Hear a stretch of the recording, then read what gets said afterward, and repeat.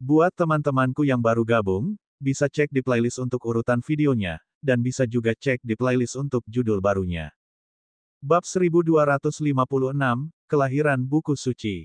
Raja Zongyun mengagumi Xia Qingchen karena ia mengagumi bakatnya. Itu tidak berarti bahwa Xia Qingchen akan mampu memusnahkan keturunannya dan melampaui batasnya. Jika memang begitu, Raja Zongyun pasti akan membunuh Xia Qingchen untuk menenangkan dirinya dan kemarahan orang-orang di alam Zongyun. Rencana ini sungguh kejam. Demi membalas dendam pada Xia Qingchen dan putra mahkota, dia ingin semua keturunan Raja Zongyun dikuburkan bersamanya. Namun, Wang Yue telah melihat banyak orang yang mirip. Dia menyingkirkan token logam hitam itu dan tersenyum menawan. Tunggu kabar baikku.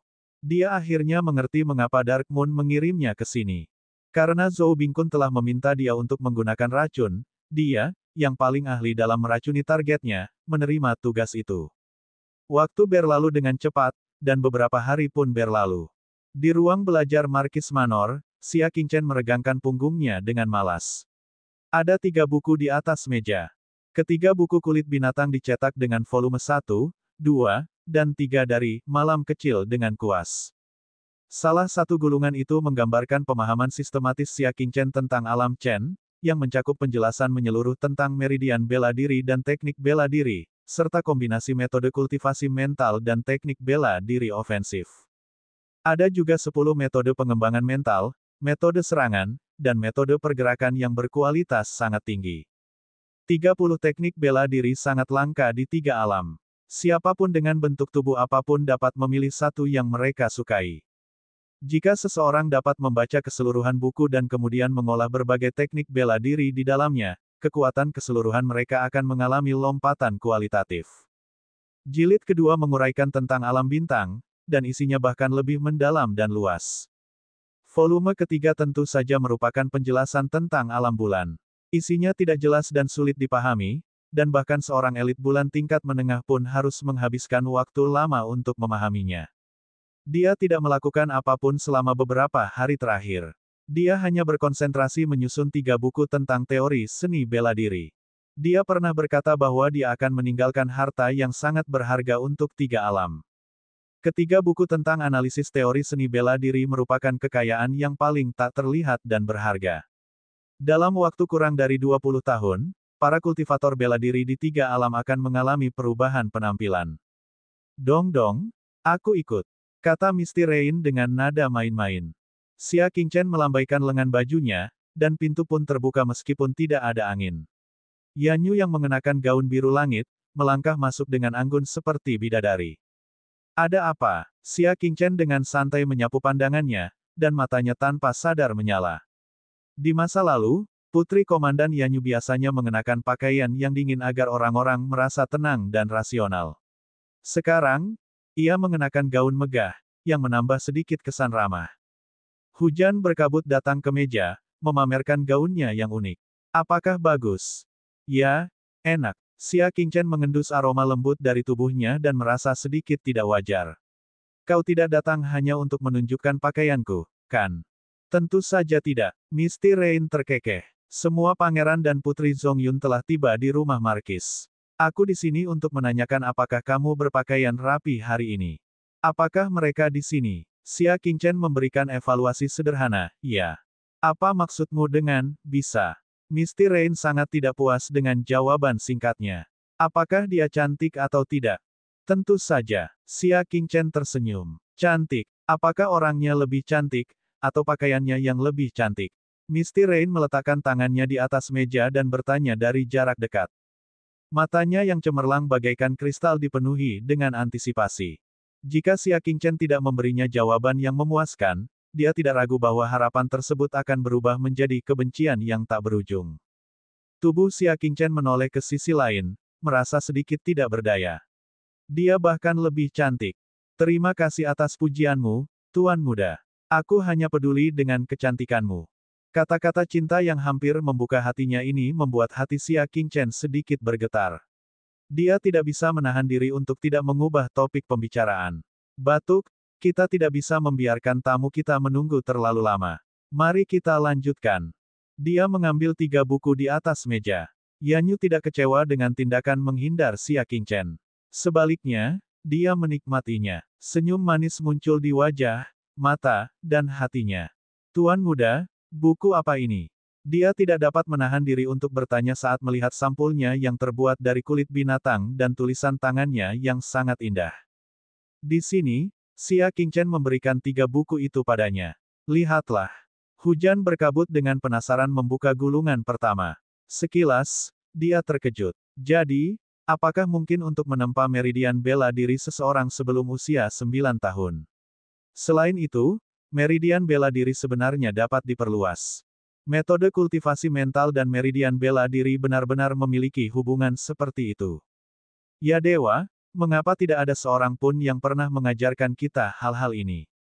Sebagai seorang putri dari alam dingin, Yanyu telah menerima bimbingan bela diri terbaik, tetapi meski begitu, isi volume pertama masih membuatnya merasa tidak percaya.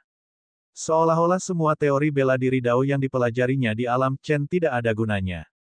Jika saya membaca buku ini sebelum saya mulai berkultivasi, saya akan mencapai lebih dari ini. Saya khawatir saya bahkan akan mencapai tingkat bulan yang lebih rendah. Dia membolak-balik jilid kedua dengan penuh rasa sayang dan terkejut setelah membacanya.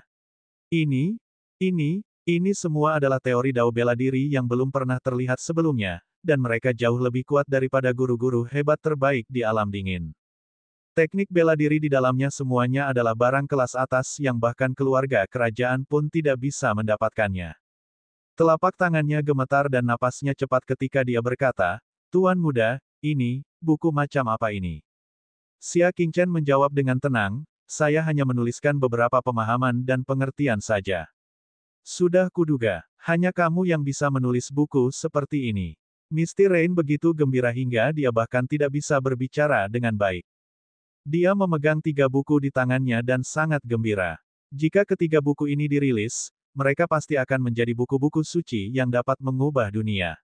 Begitu terungkap, aku khawatir itu akan menyebabkan badai darah di dunia bela diri Dao. Ketiga buku itu penuh dengan seni bela diri dan mengungkap rahasia surga. Kalau sampai bocor, aneh kalau tidak sampai menimbulkan perkelahian. Oleh karena itu, saya berharap Anda dapat mencetak ketiga buku tersebut secara luas, sehingga setiap orang dapat memiliki kesempatan untuk membacanya. Biarkan setiap orang di 3 alam memiliki kesempatan untuk mengembangkan seni bela diri yang tak tertandingi. Tidak hanya keluarga bangsawan, tetapi juga keluarga besar dan keluarga kerajaan. Kita harus memberi orang-orang miskin itu kesempatan untuk belajar dan memiliki harapan untuk mencapai tujuan besar seni bela diri. Setiap orang, Yanyu tidak dapat mempercayainya. Kitab suci seperti itu benar-benar akan diwariskan ke seluruh dunia dan bukan kepada bangsanya sendiri. Tentu saja, Anda dapat membaca ketiga buku tersebut terlebih dahulu sebelum mencetaknya. Xia Qingchen berkata. Hujan berkabut menatap sampul sederhana dan tanpa hiasan yang hanya bertuliskan kata-kata, tulisan Xiao Ye, dan berkata, bagaimana cara kita menandatangani nama kita saat dicetak?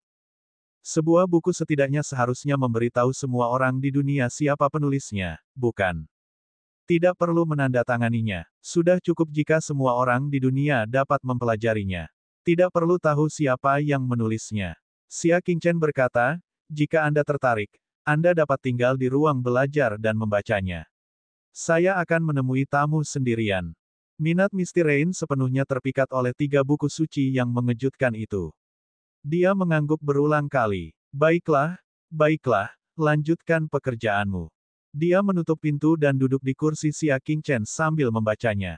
Kali ini, dia membaca kata demi kata, bahkan tidak melewatkan tanda baca. Semakin banyak dia membaca, semakin mabuk dia jadinya, dan semakin dia merasa isi buku itu menakutkan. Kitab suci seperti itu akan diberikan kepada Wu Ming. Setelah berpikir lama, Yan Yu mengambil kuasnya dan meninggalkan tanda tangannya di sampul ketiga buku itu. Xia Hou, jari Misty Rain mengetuk pelan nama itu dan bergumam, meskipun Tuan Muda tidak peduli dengan ketenaran dan kekayaan serta tidak peduli dengan reputasi palsu, jika Anda tidak menandatangani nama Anda, itu hanya akan menyebabkan kekacauan di dunia seni bela diri. Bab 1257, Orang-orang yang tidak beradab. 3 buku suci muncul entah dari mana tanpa nama pengarangnya. Pasti ada saja legenda bela diri Dao yang sok suci yang menyebarkan berita bahwa kitab suci itu diciptakan olehnya, mengambil kesempatan untuk mencuranginya dari posisi tertingginya di dunia bela diri Dao. Karena tanda tangannya itu, maka akan menimbulkan banyak sekali pertikaian di dunia bela diri. Oleh karena itu, nama tersebut harus ditandatangani. Xia Qingchen tidak mau bersikap berlebihan. Dalam hal ini, kata-kata Xia Hou adalah yang paling tepat. Xia Hou hanyalah sebutan hormat untuk Xia Qingchen dan bukan namanya. Ketika orang lain melihat dua kata, Xia Hou, mereka mungkin tidak mengaitkannya dengan Xia Qingchen. Lagi pula, aku takut kali ini aku harus bersikap egois demi Tuan Muda. Setelah mempertimbangkan dengan saksama, Yanyu memutuskan untuk menentang niat Xia Qingchen. Kita tidak bisa membiarkan dunia membaca ketiga kitab suci itu. Hal termurah di dunia selalu gratis, gumam Yanyu. Jika masyarakat dunia dapat dengan mudah memperoleh ketiga kitab suci tersebut, akankah mereka berterima kasih kepada sang penulis atas usahanya yang tanpa pamrih? Dia tidak mau. Mereka hanya akan merasa bahwa setiap orang memilikinya, jadi mereka seharusnya memilikinya. Mungkin Xia Qingchen tidak peduli dengan rasa terima kasih manusia, tapi Yanyu peduli. Dia tidak berharap Xia Qingchen memiliki dunia di dalam hatinya, tetapi yang dia dapatkan sebagai balasannya adalah dunia merasa bahwa dia pantas mendapatkannya. Cila, jari-jari Misty Rain berputar, dan dia memisahkan setiap halaman dari 3 buku tersebut. Dia menyimpan sebagian besar buku dan hanya memisahkan sebagian kecil. Dia akan mencetak sebagian yang sangat kecil dan mengirimkannya. Setiap kata dalam cerita Tuan Muda adalah intisari. Setiap halaman adalah harta karun tertinggi.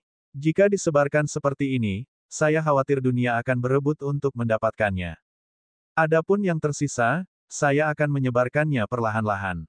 Saya perlu memberi tahu dunia betapa berharganya buku ini. Yang lebih penting, mereka perlu tahu betapa luar biasanya Tuan Muda yang menciptakan buku ini. Setelah menyelesaikan semuanya, hujan berkabut menepuk tangannya. Aku tidak akan melawan keinginan Tuan Muda, kan? Xia Qingchen hanya berkata bahwa dia akan mendistribusikannya ke seluruh dunia, tetapi dia tidak mengatakan berapa lama waktu yang dibutuhkan untuk menyelesaikannya. Kemudian, dia akan menggunakan 10 atau 20 tahun untuk menyelesaikannya. Saat itu, nama Xia Hou pasti sudah menjadi kepercayaan bela diri di dunia fana. Di ruang tamu, pangeran tertua, pangeran ketiga, Fan Yin Miao, dan sekelompok pangeran serta putri, totalnya 10 orang, sedang menunggu di ruang tamu untuk menyambut Xia Qingchen. Masih belum datang. Pangeran ketiga adalah orang pertama yang kehilangan ketenangannya. Xia Hou memang hebat. Dia membuat semua orang di keluarga kerajaan menunggunya. Sebagai seseorang yang telah ditangkap oleh Xia Qingchen selama beberapa bulan dan akhirnya ditukar kembali, dia tidak hanya kehilangan seluruh mukanya, kekuatan yang telah dibangunnya di alam awan tengah selama bertahun-tahun juga telah hancur dalam semalam, tidak menyisakan apapun. Apapun yang terjadi, Raja Zongyun tidak akan pernah menyerahkan tahta kepada orang yang telah dipermalukan karena ditawan. Oleh karena itu, ketika ia ditangkap, semua penasihat dan penasehatnya meninggalkannya. Ketika ia kembali, ia sendirian. Oleh karena itu, orang bisa membayangkan betapa besar kebenciannya terhadap Xia Qingchen. Akan tetapi, yang membuatnya merasa sangat sedih adalah karena dia tidak dapat membalas dendam. Dia bahkan harus menundukkan kepala kepada Xia Qingchen dan berinisiatif untuk mengunjunginya dengan ekspresi yang menyenangkan di wajahnya. Kalau begitu, kamu tidak perlu datang. Fan Yin Miao memasang ekspresi santai sambil menyombongkan diri. Wajah pangeran ketiga tampak muram. Tentu saja, dia tidak ingin datang, tetapi Raja Zongyun telah memerintahkan mereka untuk datang. Bagaimana mungkin dia tidak datang? Pangeran tertua bersikap tenang dan kalem, tidak sedikit pun merasa cemas.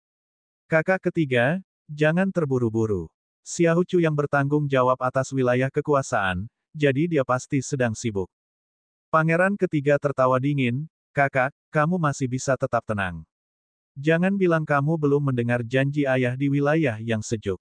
Mendengar ini, alis putra mahkota sedikit bergetar. Bagaimana mungkin dia tidak mendengar kata-kata Sun Wo di depan umum? Raja Zongyun telah berkata bahwa dia akan menyerahkan tahta wilayah Zongyun kepada Xia Qingchen asalkan dia bersedia mengganti nama keluarganya menjadi keluarga kerajaan. Apa yang perlu dikhawatirkan? Xia Hou adalah orang luar yang fokus pada seni bela diri. Dia tidak peduli dengan kekuasaan. Pangeran tertua berkata dengan tenang. Untungnya, Xia Qingchen telah menolak mereka. Kalau tidak, bagaimana mungkin mereka bisa datang ke sini dengan tenang hari ini? Dia mungkin sudah menggunakan semua metodenya untuk menyingkirkan Xia Qingchen. Aku tidak percaya bahwa seseorang tidak memiliki keterikatan terhadap kekuasaan, kata pangeran ketiga dengan acuh tak acuh.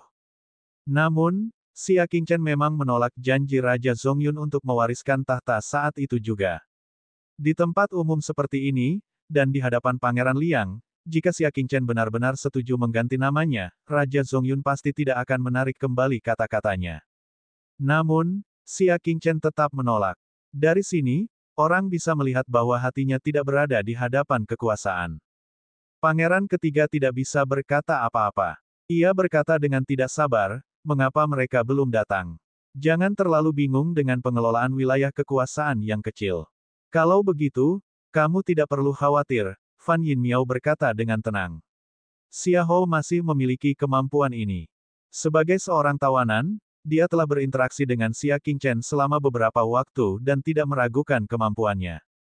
Konon, kelompok tempur Yunlan yang diambil alihnya dulunya merupakan tentara semi-independen milik seorang jenderal, dan keluarganya telah mengelolanya selama 3 generasi. Pada akhirnya, dia berhasil menjinakkan kelompok pertempuran awan berkabut hingga tunduk. Wilayah kekuasaannya bukanlah masalah baginya. Kakak ketiga, jangan meremehkan wilayah kekuasaan ini. Ini adalah tanah terkaya di wilayah Zongyun, dan ada banyak orang dari semua lapisan masyarakat di sini. Mata pangeran ketiga menunjukkan sedikit keceriaan. Fan Yinmiao dan pangeran pertama tidak keberatan. Bukan cuma tempat ini yang dipenuhi berbagai macam orang, tapi juga punya cabang Dark Moon yang tersembunyi. Berdasarkan informasi yang telah mereka kumpulkan selama bertahun-tahun, cabang bulan gelap di wilayah awan tengah tidak berada di ibu kota.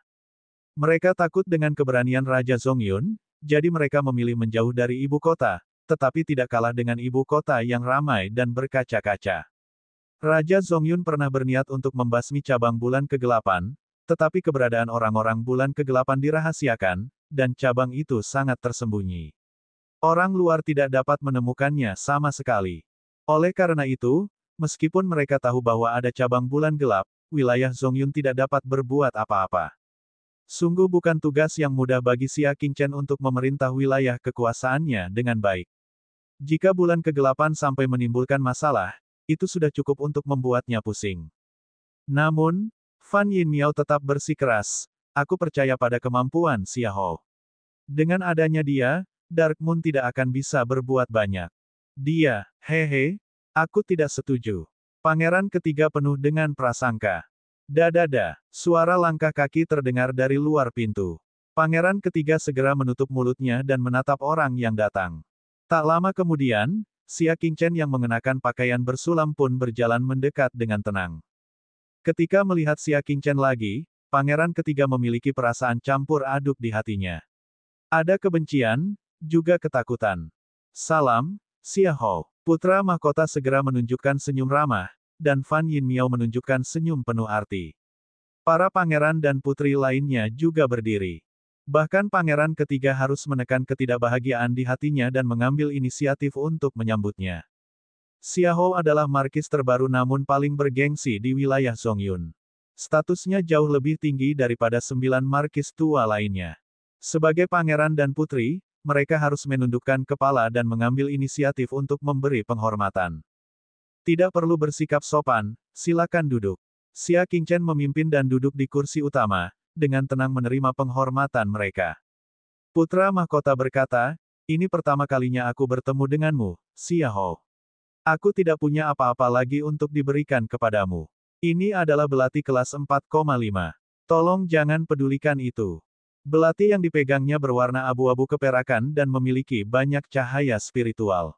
Dapat dilihat bahwa dia telah merawatnya dengan baik. Melihat pemandangan ini, Fan Yinmiao diam-diam terdiam. Pangeran ketiga tidak dapat menahan diri untuk bergumam, kau benar-benar bersedia. Kau bahkan dapat memberikan artefak pertahanan nirvana yang telah kau kenakan sejak kau masih muda. Bab 1258, 10 kotak kue beras. Dia merasa sangat tidak senang dan merasa bahwa pangeran tertua terlalu menjilat Xia Hou. Hanya Fan Yinmiao yang memuji ketegasan dan visi pangeran pertama. Dengan memberikan hadiah yang begitu besar, putra mahkota dapat melihat dengan jelas betapa pentingnya Xia Qingchen. Jika dia dapat memenangkan dukungan Xia Hou di masa depan, akan sangat penting baginya untuk merebut tahta. Xia Qingchen menerimanya dan meletakkannya di samping dengan santai. Kau sangat perhatian. Artefak setengah nirvana level 4, dia memang tidak terlalu memikirkannya. Fan Yinmiao terkekeh, diam-diam menertawakan kemalangan putra mahkota. Dia kemudian melirik Xia Qingchen dengan genit. Xia Hou, aku akan memberimu hadiah yang unik, oke. Para pangeran dan putri lainnya menghindari kontak mata. Mereka tidak berani menatap mata sang Buddha karena takut kehilangan akal sehat. Xia Qingchen duduk dengan tenang, sama sekali tidak terpengaruh oleh teknik rayuannya. Hadiah apa? Fan Yinmiao mengeluarkan sebuah cincin berwarna ungu dari lengan bajunya dan memasukkannya ke tangan Xia Qingchen sambil tersenyum. Xia Hou, apakah kamu menyukai hadiah ini? Xia Qingchen menundukkan kepalanya dan melihatnya, cincin ini adalah cincin besi biasa. Namun, itu adalah tiruan dari cincin budak surga ungu. Fan Yinmiao mengingatkan Xia Qingchen bahwa dia adalah orangnya Xia Qingchen. Jika dia ingin membantu, dia hanya bisa membantunya. Tidak apa-apa, Xia Qingchen berkata dengan enggan. Fan Yinmiao cemberut dan duduk kembali dengan wajah cemberut. Dia mendengus dan berkata, sebuah patung kayu. Sejak dia mengembangkan kecantikan nasional dan keharuman surgawi, hanya sedikit orang di Zongyun yang tidak terpengaruh olehnya. Bahkan mereka yang sekuat bulan tengah pun akan terpengaruh olehnya. Dia mengira bahwa setelah kultivasinya meningkat pesat, Xia Qingchen juga akan bingung. Dia tidak menyangka bahwa Xia Qingchen masih sama. Ketika tiba giliran pangeran ketiga, ia mengeluarkan sebuah kotak kertas kasar dan berkata dengan acuh tak acuh, aku tidak punya apa-apa dan tidak ada hal lain untuk diberikan kepadamu, hanya sekotak kue beras. Dia jelas-jelas mengejek Xia Qingchen, menyalahkan Xia Qingchen karena menyebabkan dia bangkrut. Fan Yinmiao menggelengkan kepalanya diam-diam. Kakak ketiganya ini memiliki pikiran yang tertulis di seluruh wajahnya, takut orang lain tidak akan tahu. Bagaimana orang seperti itu bisa menjadi masalah besar? Kotak kue beras ini dibeli oleh pangeran ketiga di pintu masuk istana. Ia mengira pangeran ketiga ingin memberikannya kepada seorang pelayan. Ia tidak menyangka pangeran ketiga akan memberikannya kepada Xia Qingchen. Hadiah seperti itu jelas digunakan untuk membuat marah tuannya. Lebih baik tidak diberikan. Kau sangat perhatian. Xia Qingchen menjawab dengan tenang. Ia menerima hadiah itu dan meletakkannya di atas meja. Pangeran ketiga mendengus dingin pada dirinya sendiri. Jadi bagaimana jika aku memberimu sekotak kue beras? Bukankah dia masih terdiam? Dia tidak ingin menyenangkan pangeran tertua dan Fan Yinmiao. Dia bisa memberi mereka apapun yang dia inginkan, dan tidak ada yang peduli. Setelah itu, para pangeran dan putri lainnya juga memberikan hadiah yang sangat berharga. Xia Qingchen mengangguk, aku tidak punya banyak hal untuk diberikan kepadamu pada pertemuan pertama kita, jadi aku akan memberimu hadiah kecil. Dia menjentikkan artefak nirvana spasialnya dan 10 artefak setengah nirvana tingkat 4 terbang keluar. Semuanya dibuat saat dia berlatih, dan ada beberapa artefak nirvana berkualitas tinggi yang jauh lebih kuat daripada belati yang diberikan putra mahkota kepadanya. Dan ada 10. Ini milik pangeran tertua. Xia Qingchen melambaikan lengan bajunya, dan 10 belati mendarat di meja teh di samping pangeran tertua. Apa? Ekspresi para pangeran dan putri berubah drastis, bahkan Fan Yinmiao pun terkejut. Keempat senjata setengah nirvana itu masih merupakan barang yang sangat berharga. Hanya ada 2 guru spiritual bintang 4,5 di Zongyun dan wilayah dingin. Jumlah artefak setengah nirvana level 4 yang dapat mereka buat sangat terbatas. Sebagai pangeran dan putri di wilayah Zongyun, memiliki 2 adalah batasan mereka. Pada akhirnya, Xia Qingchen dengan santai memberikan 10 artefak nirvana kepada putra mahkota. Xia Hu, kamu tidak bisa melakukan ini. Pangeran tertua juga merasa tersanjung. Hadiah itu terlalu murah hati, begitu murah hati, bahkan dia, seorang putra mahkota yang berpengetahuan luas, tidak dapat menahan diri untuk tidak tersentuh. Simpan saja, kata Xia Qingchen dengan tenang. Aku masih punya banyak artefak nirvana yang serupa. Masih banyak lagi. Hati putra mahkota bergetar hebat. Bahkan jika ayah kerajaannya telah memberikan setengah dari koleksi pribadinya kepada Xia Qingchen, seharusnya tidak ada begitu banyak artefak nirvana, bukan? Setelah ragu-ragu sejenak, dia berdiri dan membungkuk. Terima kasih atas hadiahmu, Tuan Xia. Awalnya itu adalah hadiah acak, tetapi dia tidak menyangka akan mendapat tanggapan 10 kali lipat. Sungguh kejutan yang menyenangkan. Xia Qingchen kemudian menoleh ke Fan Yin Miao. Kedua tangan Fan Yin Miao saling menggenggam erat, dan matanya penuh dengan harapan. Dia kemudian melemparkan pandangan menawan padanya. Xia Hou, jangan bias. Xia Qingchen menggesek artefak nirvana spasialnya, dan 10 buah perhiasan yang terbuat dari artefak nirvana tingkat keempat terbang keluar, mendarat di meja kopinya dengan suara berdenting. Itu milikmu. Melihat ini, mata Fan Yin Miao bersinar dengan cahaya yang menakutkan. Indah sekali. Semua perhiasan itu dibuat dengan sangat teliti, dan jauh lebih indah daripada perhiasan emas dan perak yang dibuat oleh manusia biasa. Yang paling penting, mereka semua adalah 4 artefak setengah nirvana. Setiap satu dari kejadian itu akan menyebabkan keributan besar di dunia. Terlebih lagi, jika dia membawanya, kekuatannya akan meningkat tak terbatas. Terima kasih, Xia Hou, terima kasih. Senyum Fan Yin mengembang seperti bunga. Semakin dia memikirkannya, semakin dia merasa bahwa hal yang paling beruntung dalam hidupnya adalah diperbudak oleh Xia Qingchen. Dia menyentuh cincin budak surga ungu yang tak terlihat di lehernya tanpa berkata apa-apa. Dia merasa bahwa itu bukan hanya belenggu, tetapi itu adalah harta karun yang dapat terus-menerus memberinya keberuntungan. Setelah itu, Xia Qingchen menoleh ke pangeran ketiga. Yang terakhir segera duduk tegak. Bagaimana mungkin dia tidak cemburu pada pangeran tertua dan Fan Yin Miao? Artefak setengah nirvana tingkat keempat. Mereka tidak bisa membelinya sama sekali, dan guru spiritual bintang 4,5 itu tidak memperdulikan mereka sama sekali. Jika dia ingin mendapatkan artefak setengah nirvana tingkat keempat, dia harus tampil baik di depan ayahnya. Namun, selama bertahun-tahun, ia hanya menerima artefak setengah nirvana berbentuk bola tingkat 4 dari ayahnya. Merasakan tatapan Xia Qingchen padanya, dia tidak bisa menahan rasa gugup. Dia hanya memberinya sekotak kue beras, apakah Xia Qingchen akan memberinya artefak nirvana yang jumlahnya 10 kali lipat dari artefak tingkat 4,5? Seharusnya tidak, kan? Namun, dia tetap akan memberikan beberapa hal yang baik.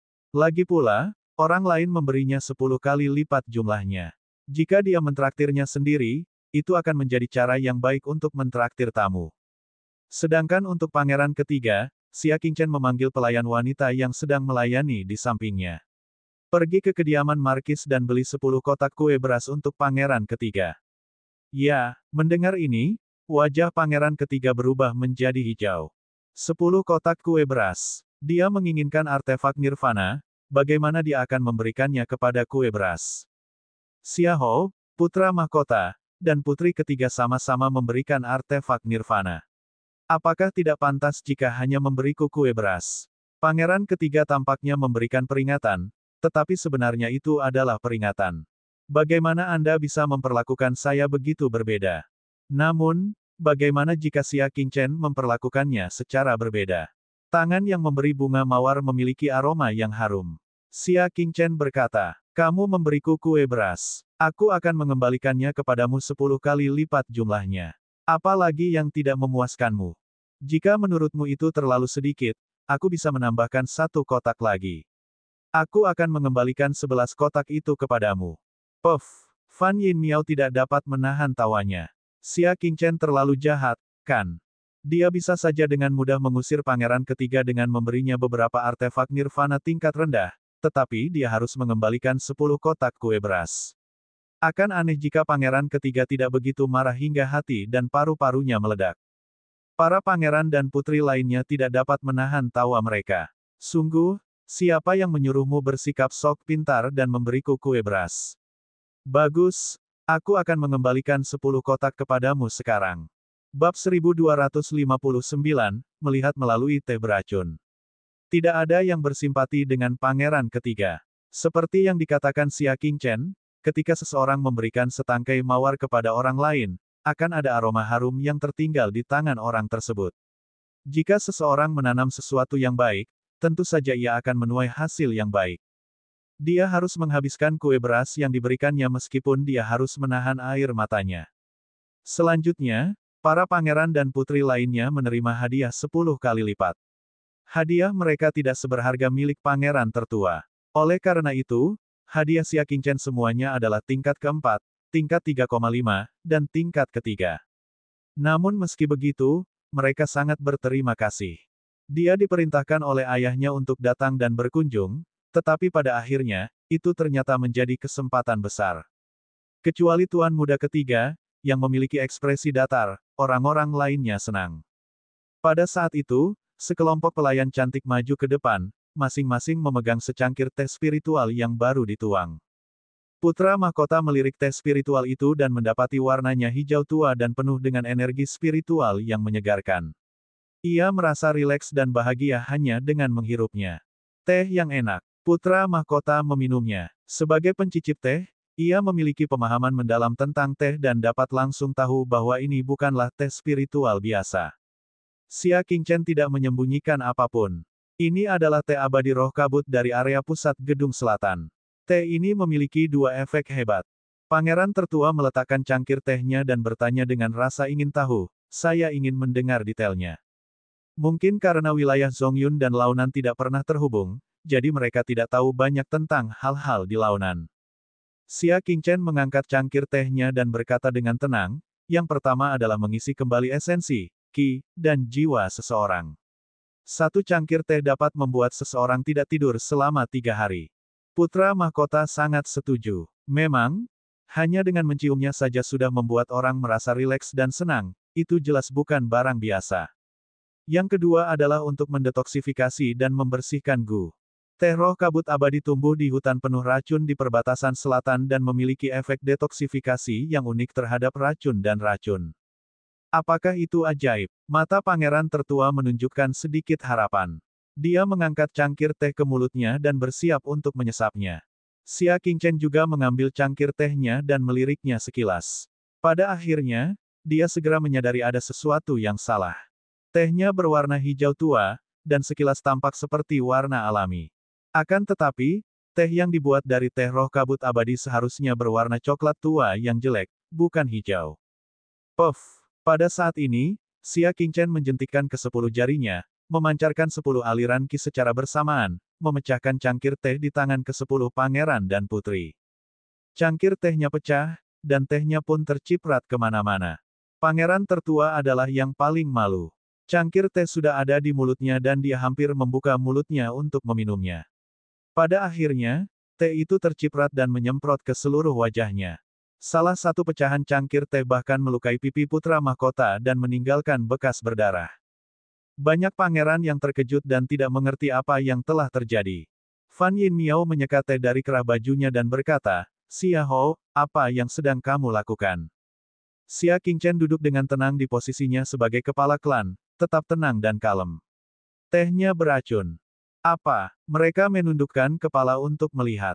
Seperti yang diduga, teh itu awalnya tidak berwarna apa-apa, tetapi lama-kelamaan, warnanya berubah menjadi ungu. Apakah Anda punya teh yang dapat berubah warna dalam waktu singkat? Ini pasti beracun. Lebih jauh lagi, itu sangat beracun. Ah, itu beracun. Para pangeran dan putri berdiri dengan panik. Xia Qingchen berbicara tepat waktu, diam. Jangan panik. Suaranya dipenuhi dengan kekuatan yang menekan, memaksa para pangeran dan putri untuk diam. Pada saat itu, pelayan yang tengah berlutut di hadapan putra mahkota tiba-tiba melesat dan menerkam putra mahkota. Dia memegang sebilah pisau tajam di tangannya, dan wajahnya dipenuhi seringai menawan. Beruntunglah pangeran tertua yang sudah tenang, segera menyadarinya. Ekspresinya berubah, dan tubuhnya bersandar ke belakang, jatuh ke tanah bersama kursinya. Belati yang menyerangnya meleset. Serangan pelayan perempuan itu meleset, namun tubuhnya berputar lincah saat dia menusuk putra mahkota yang tergeletak di tanah. Akan tetapi, saat ia hendak berhasil, perubahan tiba-tiba terjadi. Pedang panjang berwarna merah tua terbang dengan kecepatan kilat dan menangkis belati lawan. Memanfaatkan kesempatan ini, pangeran tertua segera berguling ke belakang untuk menambah jarak. Senyuman pelayan itu menghilang setelah 2 serangannya meleset. Senyuman itu tergantikan oleh tatapan menawan saat dia menatap putra mahkota. Dia tak lain adalah Wang Yue, yang menyamar sebagai pembantu. Dia tidak menyangka bahwa racun yang telah dia persiapkan dengan hati-hati akan dikenali karena sifat khusus teh spiritual tersebut. Namun, jika dia membunuh putra mahkota, dia akan memenuhi permintaan majikannya. Karena target majikannya adalah pangeran pertama. Dia menggunakan teknik jimat misterius. Selama pangeran tertua melakukan kontak mata dengannya, dia bisa meledakkan kekuatan bintang di tubuhnya dan membunuhnya. Tuan muda genit di jalan itu dibunuhnya dengan cara ini. Namun, Xia Qingchen yang hadir tidak terbuat dari batu. Dengan memutar pergelangan tangannya, pedang Dayan berubah menjadi petir merah lagi dan menusuk ke arah Wang Yue. Wang Yue mendengus dingin. Tidak peduli seberapa tajam pedang itu tidak akan bisa melakukan apapun padanya jika tidak bisa mengimbangi kecepatannya. Bagaimanapun, butuh waktu bagi para ahli di kediaman Markis untuk bergegas datang. Dia bisa saja mengejar mangsa yang ingin dibunuhnya dengan perlahan. Dengan kekuatannya yang jauh melampaui semua orang yang hadir, dia seperti seekor harimau di tengah kawanan domba. Namun, jelas bahwa dia salah paham. Dia tidak memasuki kawanan domba biasa. Fan Yin, Xia Qingchen berteriak dengan suara rendah. Fan Yin Miao segera berdiri dan membentuk segel dengan kedua tangannya. Cahaya merah muda dari segel itu ditambahkan ke tubuhnya, membuatnya tampak tidak nyata seperti mimpi. Terlebih lagi, setiap kerutan dan senyumnya dipenuhi dengan pesona luar biasa yang tidak membedakan antara pria dan wanita. Dalam sekejap, dia berdiri di antara pangeran tertua dan Wang Yue, melakukan kontak mata dengan pihak lainnya. Keduanya menguasai teknik merayu, dan cara memicunya pun sama-sama menggunakan mata sebagai media. Saat mata mereka bertemu, Wang Yue tiba-tiba kehilangan jati dirinya. Ia merasa bahwa wanita di depannya begitu cantik sehingga bahkan dirinya, seorang wanita, merasa rendah diri. Namun, sebagai seorang pembunuh, dia dengan cepat sadar dan diam-diam berseru, teknik rayuan. Terlebih lagi, itu adalah teknik pesona yang jauh lebih unggul darinya. Seseorang harus tahu bahwa dia berada di level bulan yang lebih rendah, dan ini hanyalah level bintang yang lebih rendah. Jika mereka berdua menggunakan teknik rayuan, dia seharusnya memiliki keuntungan absolut. Namun, hasilnya justru sebaliknya. Bisa dibayangkan betapa hebatnya teknik pesona pihak lain. Meskipun dia terbangun tepat waktu, sesaat saja gangguan dalam pertempuran bisa berakibat fatal. Pedang Dayan yang dingin menembus punggungnya. Namun, saat dia hendak menghancurkan jantungnya, Wang Yue menamparkan dadanya, dan sekumpulan kata-kata berkabut muncul di permukaan kulitnya, memancarkan cahaya hitam. Pedang Dayan tidak dapat menebas lebih jauh dan dipaksa keluar dari tubuhnya oleh cahaya hitam. Pembunuhannya gagal. Wang Yue segera membuat penilaian. Ada seorang ahli dalam seni merayu di sini, begitu pula Xia Qingchen, yang bisa mengendalikan pedang tajam yang mengerikan. Para ahli dari pihak lain seharusnya bergegas datang. Jika ini terus berlanjut, dia tidak hanya tidak akan berhasil dalam misinya, tetapi dia juga akan terbunuh. Dalam sekejap mata, dia dengan tegas melompat ke atap dan memecahkan genteng untuk melarikan diri. Dia melarikan diri. Para pangeran dan putri berteriak serempak, marah dan tidak rela. Bab 1260, Tersihir. Hanya Xia Qingchen yang tetap duduk di posisi semula, tidak bergerak sedikit pun. Jika kediaman Markisku dapat mengizinkan orang-orang bulan gelap untuk datang dan pergi sesuka hati mereka, aku tidak perlu diberi gelar Markis. Saat suaranya menghilang, Wang Yue sudah bergegas keluar dari atap. Sebelum pergi, dia menatap Xia Qingchen dengan tatapan dingin. Jangan terlalu cepat senang. Siapapun yang ingin kubunuh, Dark Moon, pasti akan kubunuh. Tidak ada yang bisa lolos. Sejak zaman dahulu kala, target yang dikunci bulan gelap tidak pernah menjadi pengecualian. Karena dia ingin membunuh pangeran tertua, maka pangeran tertua pasti akan mati. Suara mendesing. Wang Yue langsung bergegas keluar, tetapi baru saja selesai berbicara, dia tiba-tiba berteriak. Semua orang bergegas kecelah dan terkejut mendapati tubuh Wang Yue anehnya membeku di udara. Dia berusaha sekuat tenaga, tetapi makin dia berusaha, makin sulit baginya untuk bergerak. Pada saat itu, awan gelap berenang mendekat dan menutupi cahaya bulan. Dengan bantuan cahaya redup di ruangan itu, mereka dapat melihat bahwa ada jaring laba-laba di atap yang sulit dilihat dengan mata telanjang. Wang Yue terjebak di sana dan tidak bisa melepaskan diri. Xia Qingchen menariknya pelan-pelan, dan jaring laba-laba itu perlahan diturunkan. Wang Yue, yang seluruh tubuhnya tertutup jaring laba-laba, terseret seperti mayat. Selain menggerakkan matanya, dia bahkan tidak bisa menggerakkan jari-jarinya. Ternyata saat racun itu ditemukan, Xia Qingchen telah mengaktifkan ulat sutra laba-laba surgawi yang jahat. Benang-benang sutra laba-laba dengan cepat menyembur keluar dari rumah dari tanah, membungkus seluruh ruang tamu. Belum lagi atapnya, meskipun mereka berjalan di bawah tanah, mereka akan tertutupi oleh sutra laba-laba yang lebat. Xia Qingchen memotong benang laba-laba dan menatap Wang Yue dengan tenang. Aku tidak tahu apakah kamu, An Yue, akan terus mengejar pangeran tertua. Satu-satunya yang kutahu adalah pembunuhnya bukan kamu. Dia mengangkat telapak tangannya dan mengangkat Wang Yue ke atas. Wang Yue menatap tajam ke arah Xia Qingchen. Pipinya bergerak-gerak, ingin menghancurkan kantung racun di giginya dan bunuh diri. Begitulah nasib setiap pembunuh setelah tertangkap. Agar informasi tentang Dark Moon tidak terbongkar, mereka harus bunuh diri dengan meminum racun sesegera mungkin.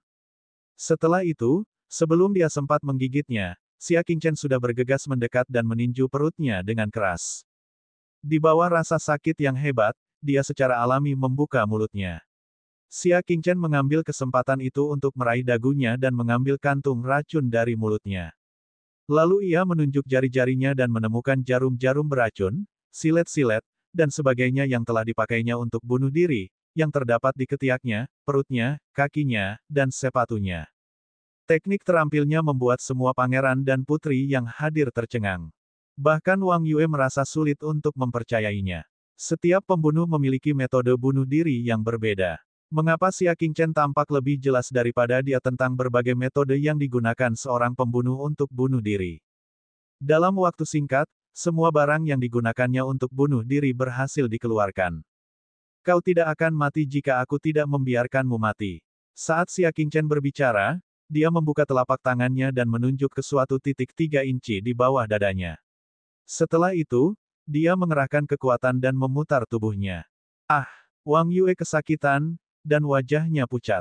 Salah satu meridian bela dirinya telah terpelintir. Jika meridian bela dirinya terdistorsi, dia tidak akan mampu menyalurkan kekuatan alam bulan, dan jika dia tidak mampu menyalurkannya, dia tidak akan mampu membalikkan meridian bela dirinya, dan dia akan menghancurkan dirinya sendiri. Sungguh metode yang cepat dan dahsyat. Wang Yue tahu bahwa kali ini, dia benar-benar telah dikalahkan, dan di tangan seorang ahli di jalan yang sama. Xia Qingchen tentu saja bukan ahli di jalur yang sama. Hanya saja jumlah pembunuh yang pernah dia hadapi sebelumnya bahkan lebih banyak dari semua pembunuh Dark Moon jika digabungkan. Teknik-teknik mereka ditinggalkan oleh para pembunuh dari dunia dewa. Penggeledahan tubuh. Xia Qingchen berbicara dengan acuh tak acuh. Seorang pelayan segera melangkah maju dan memeriksa lengannya.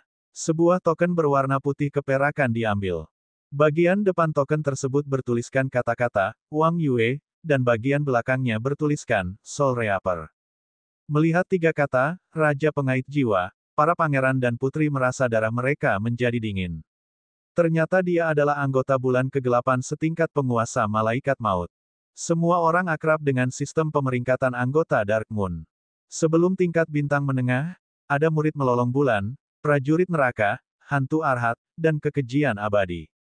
Setelah posisi bintang sedang ada penjamret jiwa, pencabut jiwa, hakim, dan raja neraka. Syarat minimal bagi seorang raja pengait jiwa adalah berada di tahap tengah bulan kecil dan telah membunuh sedikitnya 1 orang pada tahap akhir bulan kecil. Adapun sang hakim, dia setidaknya berada pada tahap tengah bulan tengah dan telah membunuh setidaknya 1 orang pada tahap akhir bulan tengah.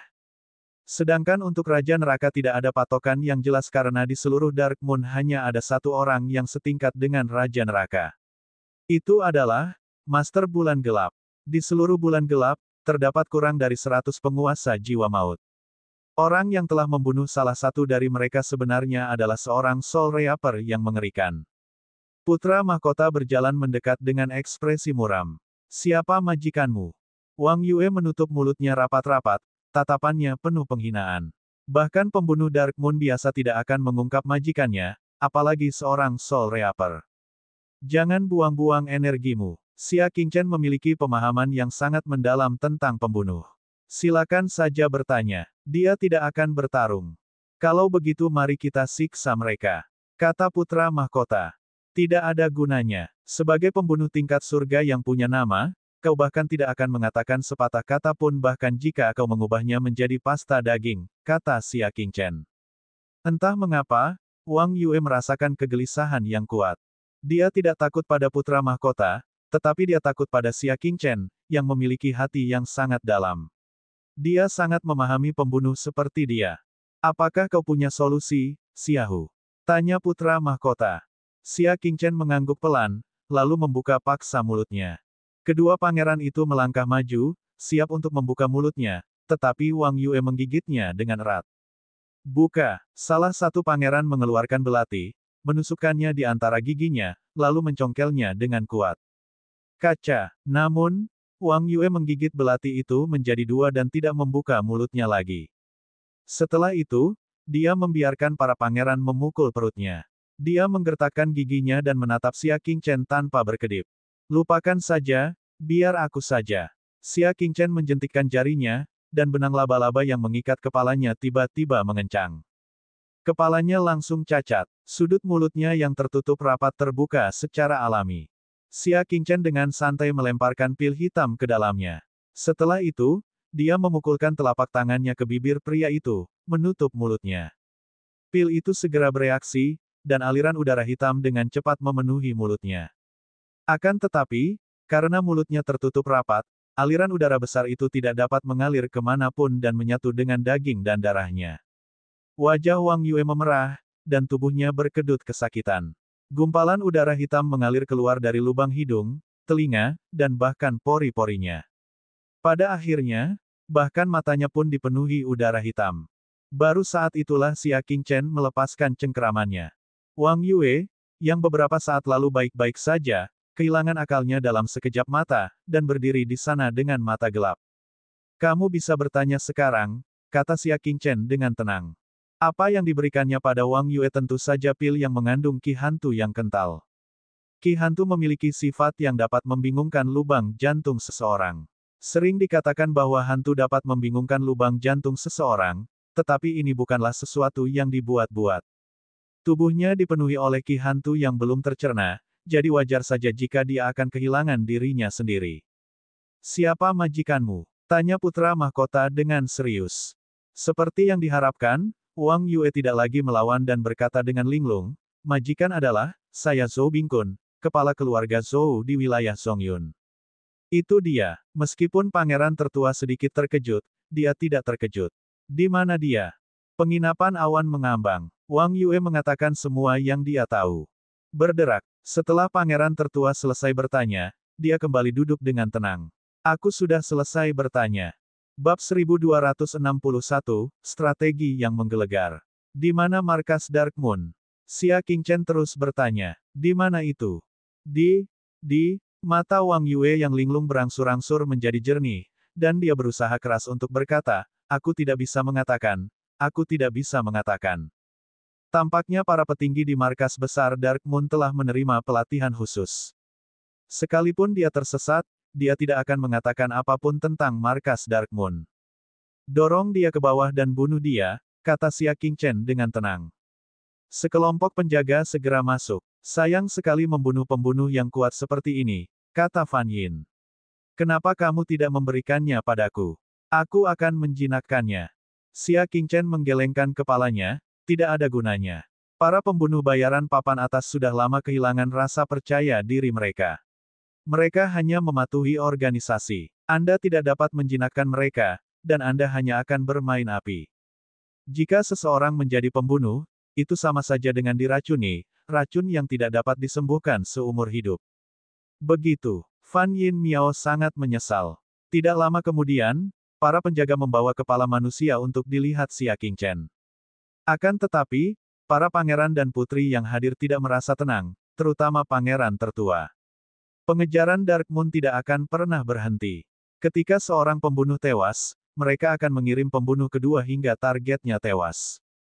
Kecuali kalau majikannya meninggal. Majikannya tidak ada, jadi tidak perlu menjalankan misi tersebut. Xiahou, cepat tangkap majikanmu. Ucap pangeran tertua. Orang-orangku sudah pergi, jawab Xia Qingchen. Sebelumnya dia sudah diam-diam memberitahu para pembantunya agar memberitahu para pengawal agar pergi menangkap mereka. Setelah menunggu setengah cangkir teh, seorang penjaga maju dengan membawa plakat peringatan Black Veil. Lord Marquis, pihak lain telah bunuh diri. Dia telah meninggalkan plakat peringatan. Xia Qingchen membukanya. Ketika dia melihat nama Zhou Xingyun, dia mendorongnya tanpa ekspresi. Di mana dia? Orang-orang, dia sudah pergi, kata penjaga itu dengan ketakutan. Mendengar ini, wajah pangeran tertua menjadi gelap. Dunia ini begitu luas, jika Zhou Bingkun bersembunyi di balik hutan dan pegunungan yang lebat, tidak akan ada seorang pun yang dapat menemukannya. Ini masalah besar. Pangeran ketiga merasa gelisah. Dia membanting meja dan berdiri. Xiahou, kami diserang di kediamanmu, kau harus memberi kami penjelasan. Baru saja, mereka hampir semuanya diracuni sampai mati. Putra mahkota melambaikan tangannya dan memaksa dirinya untuk tetap tenang. Kakak ketiga, diamlah. Masalah ini tidak ada hubungannya dengan Xiahou. Akulah yang telah melibatkan saudara-saudariku. Dia menoleh ke samping dan mengepalkan tinjunya ke arah Xia Qingchen. Xiahou, terima kasih atas apa yang telah kau lakukan tadi. Terlepas dari apakah Xia Qingchen yang mengingatkan mereka agar tenang pada waktunya, memberinya kesempatan untuk menghindari serangan pertama, atau serangan berikutnya, menangkap si pembunuh hidup-hidup dan memaksanya untuk mengungkapkan identitas majikannya, dia harus mengungkapkan rasa terima kasihnya. Kau terlalu serius. Akulah yang menyebabkan ini, kata Xia Qingchen pelan. Akulah akar penyebab masalah ini. Ketika aku melukai Zhou Xingyun, Zhou Bingkun menyimpan dendam padaku. Dia ingin memanfaatkan kunjunganmu untuk membunuh putra mahkota dan para pangeran serta putri lainnya, lalu memancing Raja Zongyun untuk membunuhku. Dia adalah pria yang berpengalaman, dan dapat melihat niat jahat Zhou Bingkun hanya dengan sekali pandang. Kalau tidak, pangeran tertua selalu berada di ibu kota, jadi mengapa dia tidak dibunuh? Mengapa dia dibunuh saat dia tiba di kediaman Markis? Baguslah kalau kamu tahu. Pangeran ketiga akhirnya menemukan kesempatan untuk mengkritik Xia Qingchen. Sudah kubilang, kamu tidak punya kemampuan untuk menguasai tanah. Hehe, lucu juga adik perempuan ketigaku masih membelamu dan berkata bahwa dia percaya pada kemampuanmu. Kakak ketiga, apakah wajahmu sakit? Pangeran ketiga berkata dengan nada sinis. Fan Yin Miao mengerutkan kening dan memamerkan giginya, kamu sangat menyebalkan. Pangeran ketiga tertawa dan berkata, lebih baik daripada mengatakan sesuatu yang menamparkan wajahnya sendiri. Lihatlah, inilah kemampuan Xiahou yang kau sebut-sebut. Apakah kau masih berani mempercayainya di masa depan? Bahkan pangeran tertua pun tidak tahan mendengar ini dan berteriak, diam. Jika bukan karena Xiahou, kau pasti sudah mati diracuni. Namun, pangeran ketiga tidak punya apa-apa lagi. Dia bertelanjang kaki dan tidak takut memakai sepatu. Dia langsung membalas, itu karena dia terlibat. Dia sendiri yang mengakuinya. Pangeran ketiga duduk dengan marah dan menyilangkan tangan di depan dada. Jika kamu tidak memberiku penjelasan hari ini, aku akan tetap di sini dan tidak akan pergi. Meskipun banyak pangeran dan putri tidak mengatakan apa-apa, mereka tetap memiliki beberapa pendapat. Untungnya, mereka memberinya hadiah 10 kali lipat, yang membuat mereka menahan diri. Kalau tidak, mereka pasti sudah membuat keributan. Penjelasan, ya, bahkan jika kalian tidak menginginkannya, aku akan memberikannya kepadamu, kata Xia Qingchen dengan tenang. Serahkan perintahku, ayo kita bergerak, katanya tanpa ekspresi. Ya, suara seorang wanita terdengar dari luar pintu. Semua pangeran dan putri kebingungan. Apa yang harus dilakukan? Bukankah seharusnya mereka diberi penjelasan?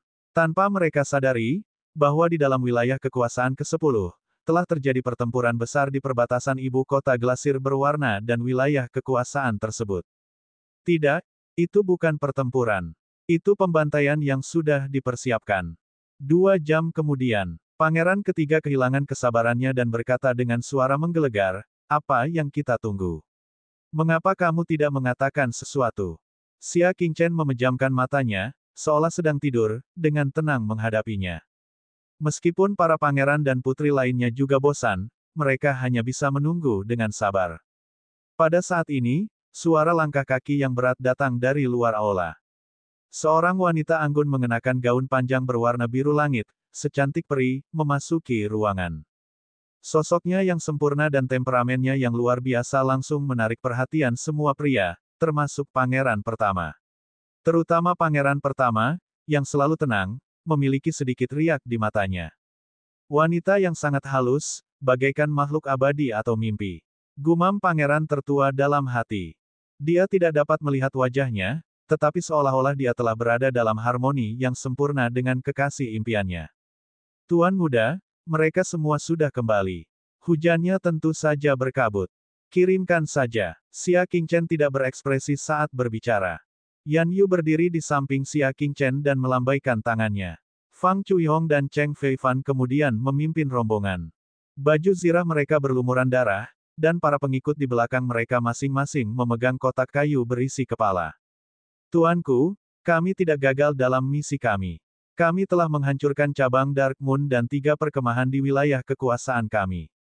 Kami telah membunuh total 10.000 anggota Dark Moon.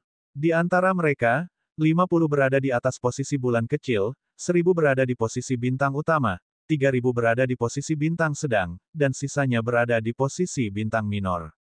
Ini katalog semua berkas rahasia yang disita, silakan dilihat, katanya sambil menunjukkan sebuah buku.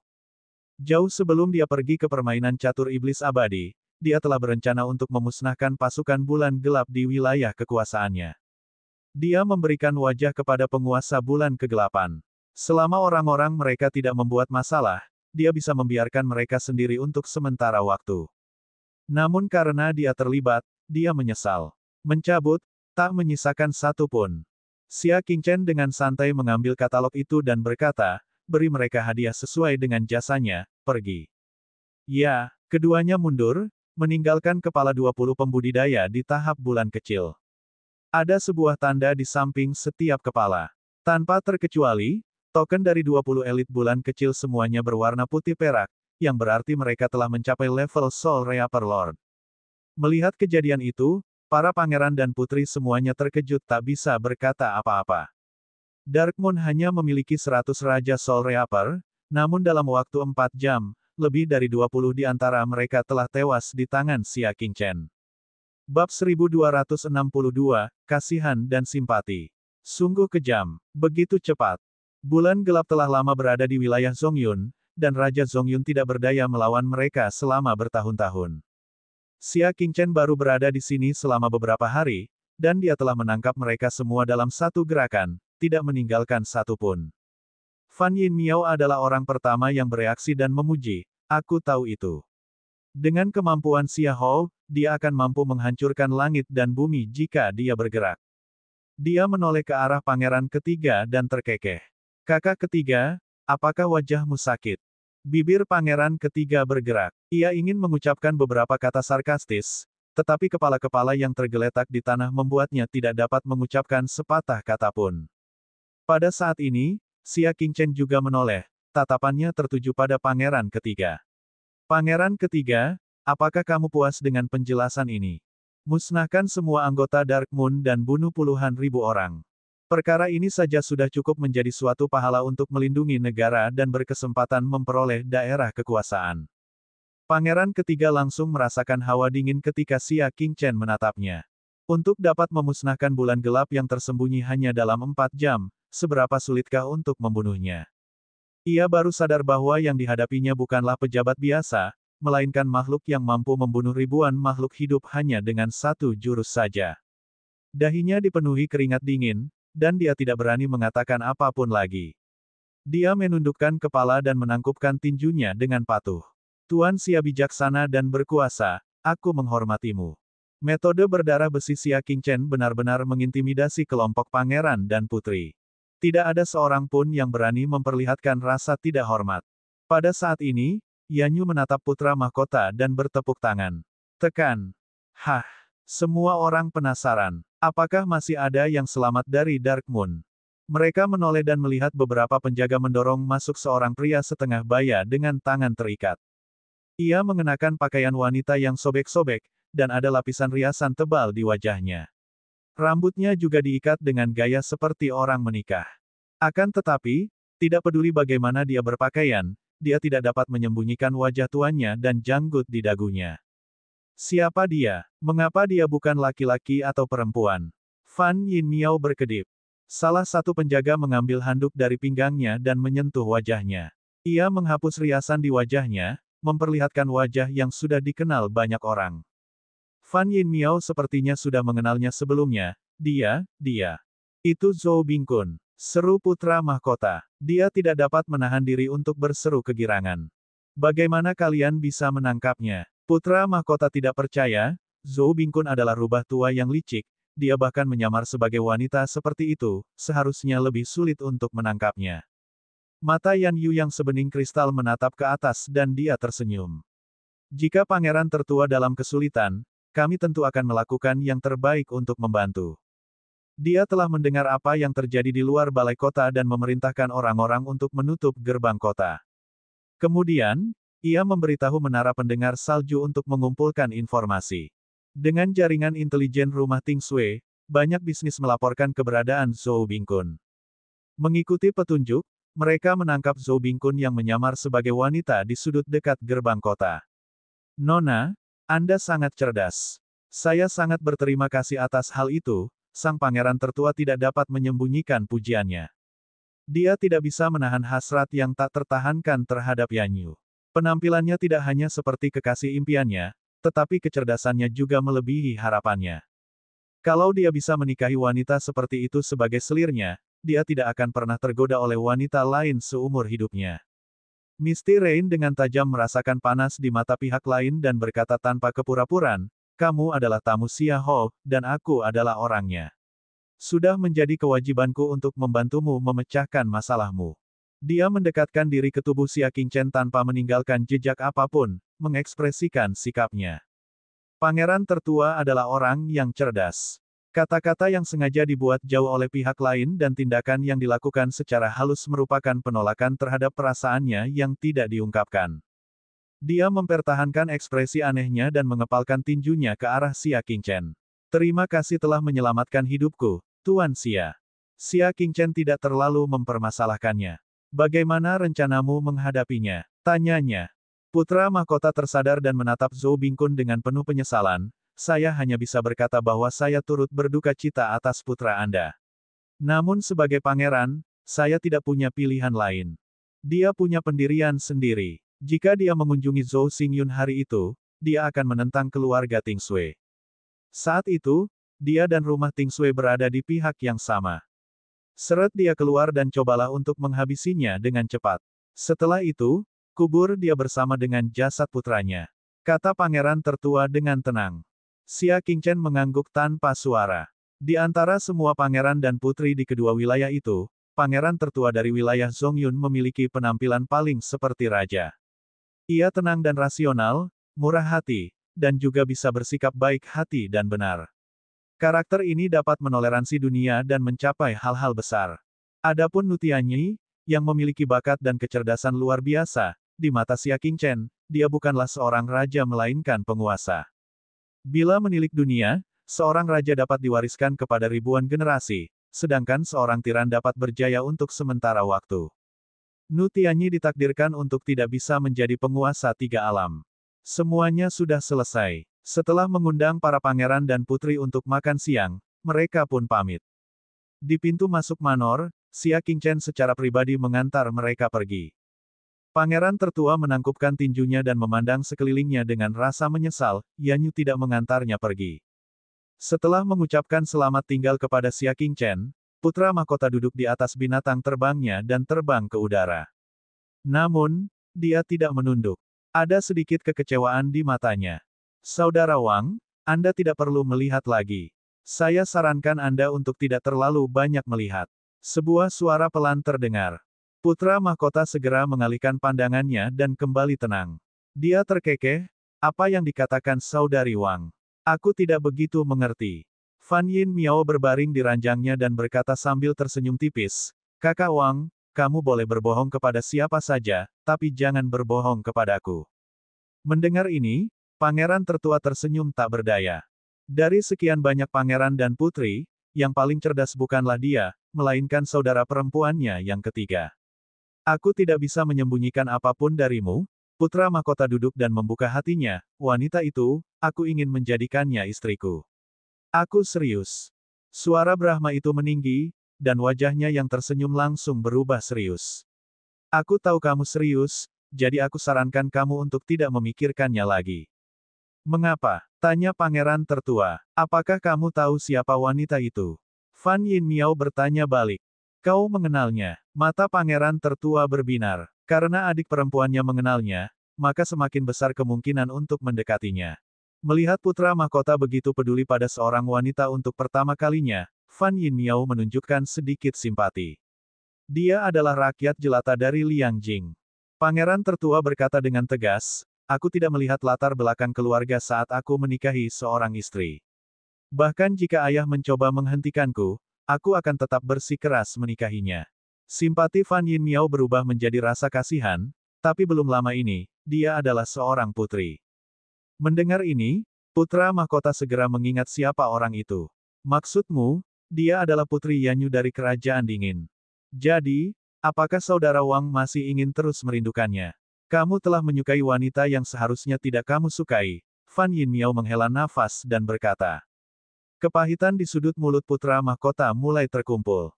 Selama perburuan keluarga kerajaan di wilayah sejuk, Putri Yanyu telah meminta untuk menikahi Xia Qingchen, yang benar-benar mengungkap perasaannya yang sebenarnya. Setelah itu, dia bersedia diturunkan pangkatnya menjadi rakyat jelata demi melindungi Xia Qingchen. Perasaannya terhadap Xia Qingchen diketahui seluruh dunia. Namun, Xia Qingchen tidak mencintainya, dan pangeran tertua masih tidak mau. Bab 1263, Luo Nan menyerang. Fan Yin Miao bertanya balik, memangnya kenapa? Itu tidak menghentikannya untuk hanya memiliki Xia Qingchen di dalam hatinya. Kepahitan di hati sang pangeran tertua semakin memuncak. Ia menatap ke arah kota kecil Liuli, dan tampaknya ada amarah yang tak tertahankan di dadanya. Setelah sekian lama, dia mendesah sambil mencela diri sendiri. Putri Komandan Yanyu bukan saja mencintai Xia Qingchen, tetapi yang lebih penting lagi, dia masih berutang budi pada Xia Qingchen yang telah menyelamatkan hidupnya. Bagaimana mungkin dia bisa serakah terhadap wanita di samping Xia Qingchen? Fan Yin Miao mengangkat bahu dan mendesah dengan kepahitan yang tersembunyi. Xia Qingchen, semua wanita baik di dunia ini telah diambil olehmu sendiri. Kamu harus menghargai mereka dengan baik. Di tanah, ketika Xia Qingchen kembali ke ruang tamu, Yanyu sedang memerintahkan orang-orang untuk membersihkan. Mulai hari ini, saya akan memasuki kultivasi tertutup. Dia selalu berharap untuk menemukan tempat yang tenang untuk berkultivasi dengan damai. Namun, dia terlalu sibuk untuk berkonsentrasi.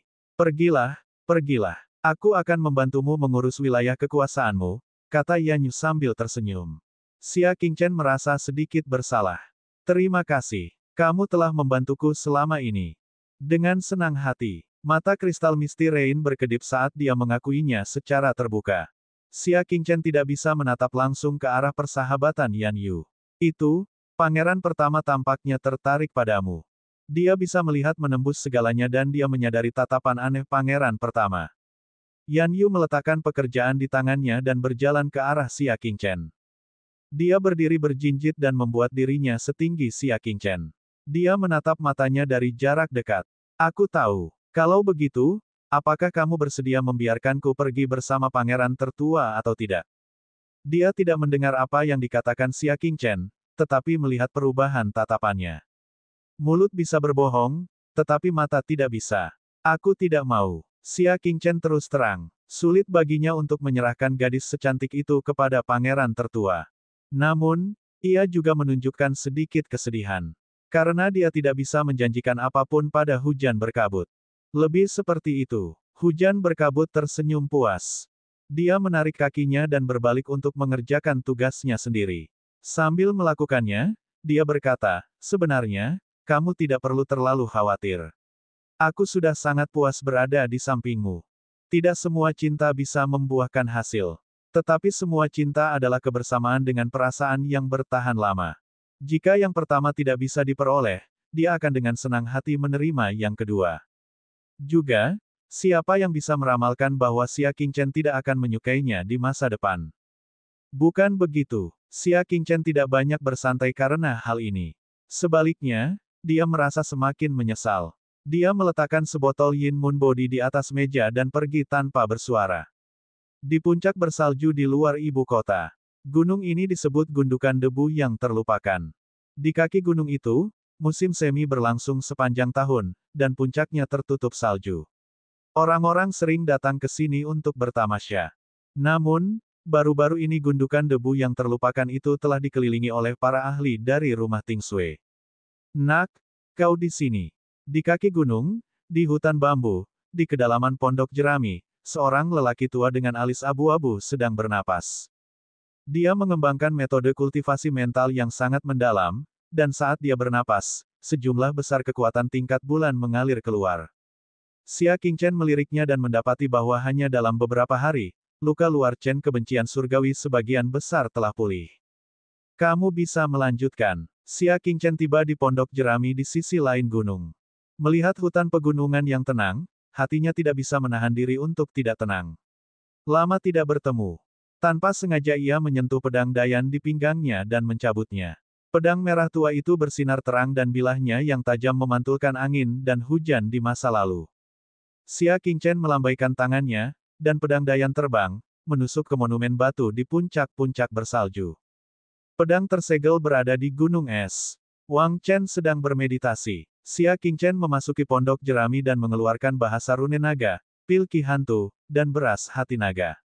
Kemudian dia menarik napas dalam-dalam dan memulai kultivasi baru. Di satu sisi tenang, tetapi di sisi lain ombak meninggi. Di sebuah desa dekat perbatasan di perbatasan selatan. Sekelompok prajurit berbaju besi dari suku Liang menunggangi kuda-kuda tinggi. Desa itu sunyi senyap, tidak ada tanda-tanda adanya penghuni. Petik 2 tanda seru. Apa dia tidak menerima panggilan minta tolong bahwa ras barbarian sedang menyerbu? Sepertinya tidak. Wakil kapten itu mengumpat. Dulu, setiap kali ras barbarian menyerbu, mereka akan membantai seluruh desa. Paling tidak, desa itu akan hancur berantakan. Namun, desa hari ini tenang dan teratur, tanpa tanda-tanda kekacauan. Set, cari. Sang kapten melihat sekeliling dengan serius, menyebar dan cari. Kaptennya membawa 2 prajurit ke belakang desa dan menemukan beberapa petunjuk. Ada bekas tarikan yang jelas di tanah. Mereka mengeluarkan artefak nirvana mereka dan mengikuti jejaknya ke kandang sapi di belakang desa. Pada akhirnya, apa yang mereka lihat adalah pemandangan yang mengejutkan. Anggota tubuh orang-orang yang tua, yang lemah, yang sakit, dan yang cacat seakan-akan digerogoti sesuatu, dan pemandangan berdarah menutupi seluruh kandang sapi. Banyak di antaranya yang sudah membusuk dan dipenuhi lalat. Bau busuk yang menyengat tercium darinya. Mata sang kapten menoleh, dan ekspresinya berubah. Pergi. Ada masalah di sini, ayo pergi. Kalau semua penduduk desa sudah dibantai, kenapa mereka masih saja menjaga desanya tetap aman? Pasti ada masalah besar. Namun, tidak ada suara di belakangnya. Dia berbalik dan melihat 2 prajurit di belakangnya telah menghilang, hanya menyisakan 2 genangan darah di tanah.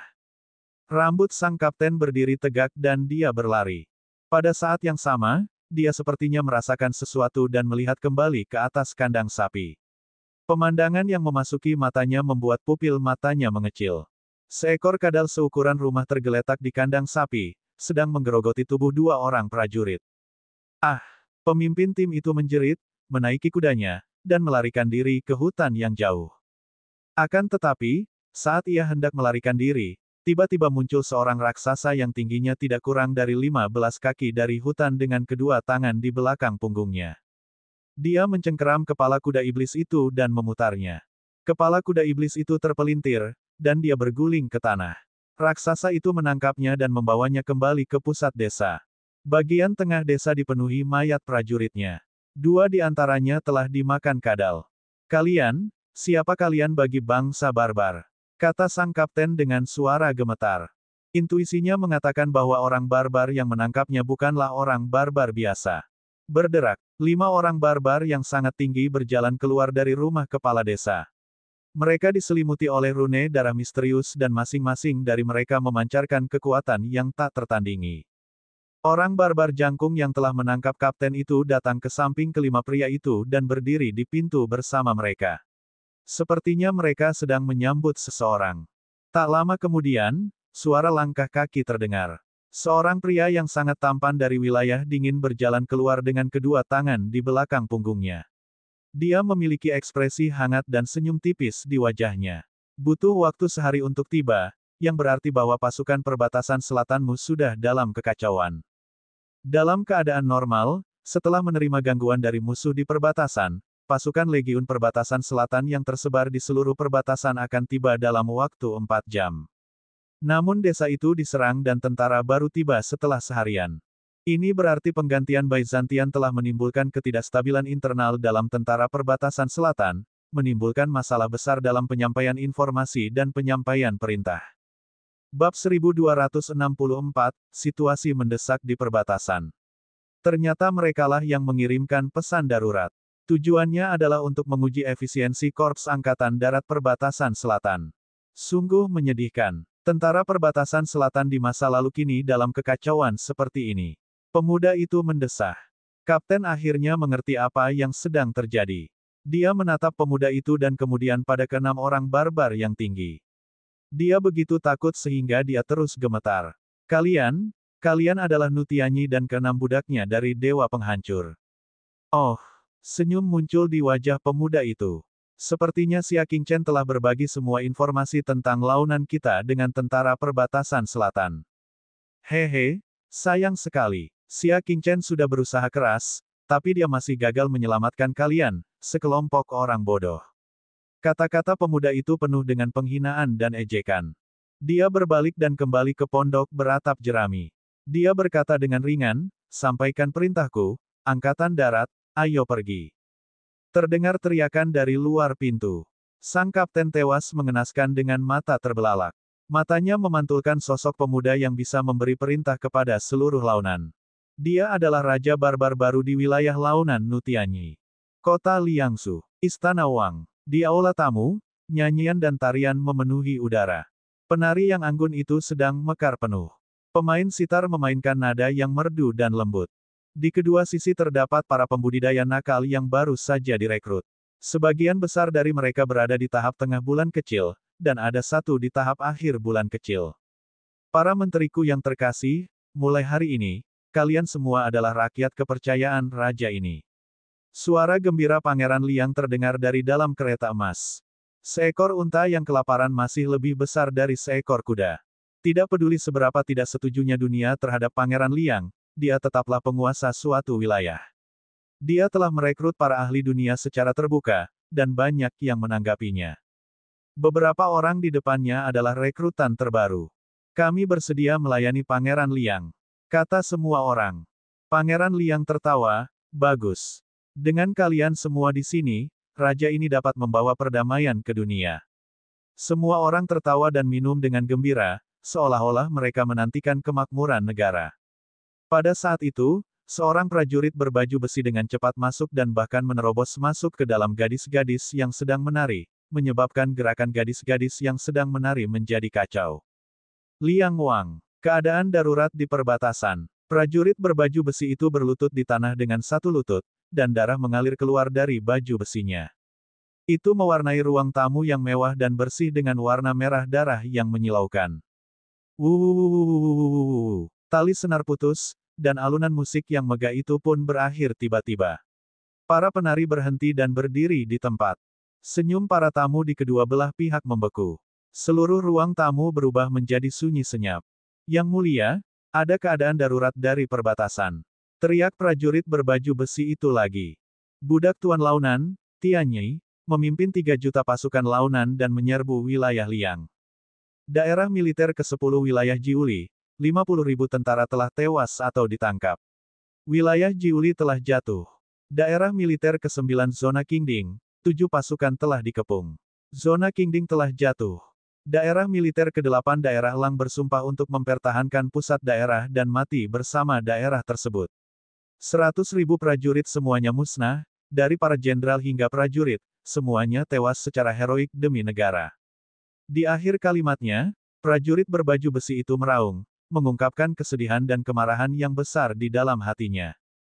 Hanya dalam beberapa hari, ketiga wilayah itu jatuh, dan tiga wilayah militer utama di perbatasan selatan menderita banyak korban. Tuan ke-8 paling menderita, seluruh angkatan darat tewas demi negara, dan tidak ada satupun yang kembali. Kesunyian. Ruang tamunya sunyi senyap. Perang yang tiba-tiba itu mengejutkan semua orang. Mata Pangeran Liang tidak fokus saat dia bergumam, benarkah? Bagaimana itu bisa benar? Xia Qingchen telah memperingatkannya sejak lama bahwa Luo Nan akan melancarkan invasi besar-besaran. Tapi apa yang dikatakannya? Jika mereka tidak mempercayai Xia Qingchen, mereka akan memiliki kecerdasan mereka sendiri. Pada akhirnya, Luo Nan benar-benar menyerang. Ratusan ribu prajurit dan rakyat ketiga wilayah telah mengorbankan nyawa mereka karena kesombongannya. Liang Wang, tolong kembalikan posisi Bai Zhantian sebagai panglima tertinggi. Hanya dia yang bisa memimpin pasukan perbatasan selatan dan membalikkan keadaan. Para prajurit lapis baja itu tidak berhenti untuk menyampaikan surat itu. Pada saat ini, dia akhirnya tidak dapat menahannya lagi dan memuntahkan seteguk darah. Pangeran Liang akhirnya sadar kembali. Saat itu, para sub yang mulia dan bahkan para master istana telah menasihatinya untuk tidak mengganti panglima. Namun, ia menolak untuk mendengarkan. Tidak, ia hanya menolak untuk menemui siapapun yang menegurnya. Ia bersembunyi di ruang rahasia kediaman kerajaan untuk bercocok tanam dan menolak untuk menemui siapapun. Kemudian, saat dia dikritik, dia mengungkapkan bahwa itu adalah kebohongan yang dibuat-buat oleh Bai Zhantian untuk melindungi dirinya. Sekarang, jika dia mengembalikan posisi Bai Zhantian sebagai komandan, bukankah itu akan menjadi tamparan di wajahnya sendiri di depan umum? Sampaikan perintah raja ini. Kerahkan pasukan barat daya dan tenggara ke perbatasan selatan dan perkuat pasukan perbatasan selatan. Pangeran Liang segera mengeluarkan perintah emas yang mendesak. Selain itu, perintahkan komandan perbatasan selatan saat ini untuk datang menemui kita dan membawa kepalanya jika dia tidak bisa melawan orang-orang barbar. Ekspresi prajurit berbaju besi itu berubah drastis, dan dia buru-buru berkata, Liang Wang, jangan. Wilayah tenggara dan barat daya semuanya terhubung dengan Luo Nan. Jika kita mengambil pasukan itu, akan mudah bagi Luo Nan untuk memanfaatkan kita. Pangeran Liang, tolong kembalikan Bai Zhantian ke posisinya sebagai panglima tertinggi. Meskipun musuh hanya menduduki 3 wilayah, panglima masih bisa menahan musuh. Jika kita melewatkan kesempatan ini, kita akan tamat. Ledakan. Tanpa diduga, angin puyuh bertiup dari kereta emas itu dan menjatuhkan prajurit berbaju besi itu ke tanah. Petik 2 tanda seru petik 2. Apakah menurutmu aku butuh bimbingan prajurit lemah sepertimu? Pangeran Liang menegur. 3 token emas dikirimkan ke 3 pasukan. Berita buruk perang yang tiba-tiba menyebabkan seluruh wilayah yang sejuk menjadi gelisah. Sejumlah besar orang dari perbatasan selatan membawa keluarga dan kekayaan mereka ke daratan. Kekuatan gelap dalam wilayah tersebut memanfaatkan situasi untuk menimbulkan kekacauan, membakar, membunuh, menjarah, dan melukai satu pihak. Musuh belum sepenuhnya menyerang, tetapi bagian dalam wilayah dingin itu sudah berantakan. Di jalan, di kedai-kedai teh dan bar, semua orang sibuk mendiskusikan perang. Seberapa jauh menurutmu wilayah Launan akan berkembang kali ini? Dia seharusnya tidak bisa meninggalkan perbatasan selatan. Wilayah Liang kita memiliki pasukan tenggara, barat daya, dan selatan utama yang menunggu mereka. Mereka akan segera mengetahui bahwa wilayah Liang kita sulit ditembus dan mereka tidak akan mampu menanggung akibatnya. Benar, setelah Pangeran Liang dengan paksa mempromosikan strategi Xia Qingchen, seluruh pasukan telah mempelajarinya, dan selalu berhasil ketika meledak. Sepertinya Pangeran Liang punya pandangan jauh ke depan yang bagus, hehe. Tanpa diduga, begitu dia selesai berbicara, dia ditampar dengan kejam oleh seseorang.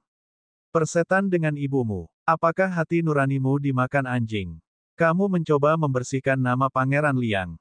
Bukan dia. Kita punya Bai Zhantian di perbatasan selatan, jadi mengapa kita kehilangan 3 wilayah dalam waktu yang singkat dan 100.000 tentara terbunuh atau terluka?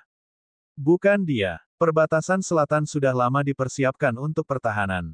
Bagaimana mereka bisa memberi Luo Nan kesempatan? Jika bukan dia, apakah Dewa Perang akan meninggalkan wilayah dingin dan bergabung dengan wilayah awan tengah? Apa kau menerima uang Pangeran Liang hanya untuk membalas kebaikannya? Benar sekali. Tadi, dia mengatakan hal yang sama di kedai teh lain dan hampir dipukuli sampai mati. Kalahkan makhluk sialan ini sampai mati. Orang-orang di restoran itu berhamburan seperti segerombolan lebah dan memukulinya. Pemandangan serupa juga terjadi di seluruh kota Liangsu. Untuk mengarahkan opini publik dan mencegah orang-orang melampiaskan kemarahan mereka kepadanya, Pangeran Liang telah menghabiskan banyak uang untuk mempercantiknya di antara orang-orang. Namun, jelas bahwa tindakannya sebelumnya sudah keterlaluan dan masyarakat sulit menerimanya. Saat suasana menjadi semakin tegang, gelombang situasi pertempuran lain datang dari perbatasan. Utusan itu mengenakan pakaian berkabung dan membawa peti mati hitam ke kediaman Pangeran Liang. Bab 1265, apakah wajahmu sakit? Ekspresi mereka serius dan tidak mengatakan sepatah kata pun. Mereka membawa peti mati hitam pekat dan berdiri diam di depan gerbang kediaman Pangeran Liang. Tak peduli seberapa keras penjaga di pintu mencaci maki mereka, mereka tetap tidak bergeming. Apa yang terjadi? Yan Qing, yang mendengar berita itu, datang dengan cemberut. Pangeran Liang saat ini sedang membahas urusan nasional. Siapa yang berani membuat keributan? Sudah 10 hari sejak Korps Angkatan Darat Tenggara dan Barat Daya dimobilisasi ke perbatasan selatan untuk melawan musuh. 3 legiun dan 3 juta prajurit semuanya berada di medan perang. Ini adalah pertempuran terbesar yang pernah dialami wilayah dingin tersebut sejak perang dengan perbatasan selatan 200 tahun yang lalu. Kemenangan atau kekalahan ini akan menentukan nasib alam yang sejuk. Perbatasan selatan adalah satu-satunya penghalang yang menghentikan invasi launan. Jika perbatasan selatan ditembus, kota Liangsu, ibu kota wilayah Liang, akan berhadapan dengan pasukan musuh. Saat itu, hanya masalah waktu sebelum kota Liangsu jatuh, dan hanya masalah waktu sebelum wilayah sejuk itu hancur. Oleh karena itu, Pangeran Liang telah memperhatikan dengan amat situasi di perbatasan selatan dan tidak berani mengendur sedikit pun. Para prajurit yang membawa peti mati mengepalkan tangan mereka. Kami adalah pengawal mantan Komandan Bai Zantian. Kami di sini atas perintah Komandan untuk mengirimkan surat dan peti mati. Bai Zantian sudah menjadi rakyat jelata. Apa haknya untuk menulis surat kepada Pangeran Liang? Yan Qing mengerutkan kening. Kemudian, dia berbalik tanpa ekspresi dan melambaikan tangannya, usir mereka. Jika mereka terus membuat masalah, tangkap mereka semua. Seorang prajurit kurus dengan warna kulit yang nakal berkata, Tuanku, apakah Anda juga berpikir bahwa Pangeran Liang benar? Dia mengepalkan tinjunya. Yan Qing berhenti dan menoleh untuk menatapnya. Apa yang ingin kau katakan? Prajurit itu berlutut dengan satu kaki, kekeraskepalaan Pangeran Liang pasti akan membawa kerugian bagi seluruh wilayah Liang. Demi kebangkitan dan kejatuhan dunia, mohon serahkan surat Komandan Bai. Yan Qing menghela napas dalam diam. Meskipun dia adalah ajudan terpercaya Pangeran Liang, dia tidak merasa bahwa keputusan Pangeran Liang itu benar. Melihat kesunyian itu, prajurit itu mencabut pedangnya dan menaruhnya di lehernya. Jika tuanku tidak bersedia membantu, kami akan menggunakan kematian kami untuk membuktikan tekad kami. Kami bersedia menggunakan darah kami untuk memperingatkan Pangeran Liang. Yan Qing tidak tergerak. Prajurit itu menggertakkan giginya dan menebas dengan pedangnya. Namun, pada saat ini, Yan Qing tiba-tiba bergerak. Ia melangkah maju dan menangkap pedang di tangannya dengan 2 jari. Kau suku aborigin dari perbatasan selatan, kan? Siapa namamu? Yan Qing mencabut pedang panjang di tangannya dan membuangnya. Sang Yu. Dia adalah pemimpin kelompok penduduk asli yang dilatih secara pribadi oleh Xia Qingchen. Sang Yu, berikan aku surat itu. Yan Qing mengangguk sedikit. Tuanku, Anda, kata Sang Yu penuh semangat. Sekalipun darahmu berceceran 5 langkah jauhnya, Pangeran Liang tidak akan khawatir, kata Yan Qing enteng. Dengan watak sombong Pangeran Liang, dia tidak akan berubah pikiran bahkan jika setengah dari penduduk kota Liangsu mati, apalagi beberapa prajurit. Namun, meskipun aku tahu bahwa usahamu sia-sia, aku akan membiarkan kalian semua menyerah karena kalian bersedia mati untuk membuktikan ketulusan kalian. Yan Qing mengambil surat itu dan meninggalkan peti mati hitam itu. Terima kasih banyak, tuanku.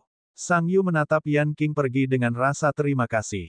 Semua prajurit di belakangnya menghela napas lega.